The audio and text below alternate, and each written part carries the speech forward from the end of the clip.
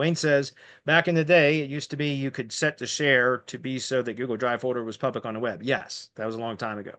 Anyone on the internet can find a view. This means that anyone on the internet, even without a Google account, could find and access the files within that folder. That is correct.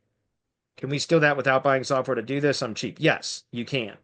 One of the easiest ways you can do is if you just share a folder into a folder that's already public. So if you have any legacy Google accounts that you have public folders like that, all you got to do is share the folder into that folder and it will make it public, make it publicly available, indexable. Chris G, our support manager, I know you're familiar with him, Wayne. He also created a simple web app. I think it's done via Google Scripts or something, that's available to Mastermind members, I believe, that you just take the folder URL or the Google Drive file URL and plug it in and hit go. Or he called it the Publificator. Publificator. I remember that because that was a funny ass name. Publificator. I don't know if that um,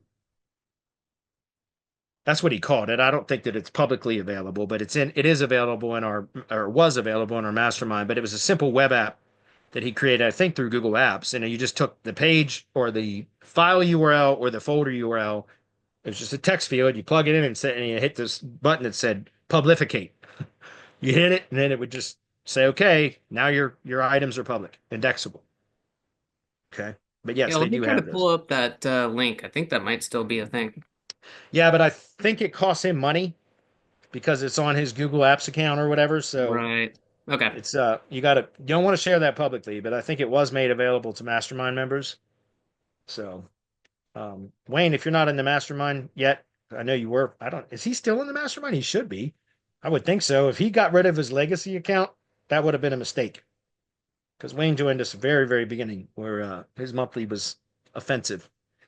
His monthly subscription payment was offensive.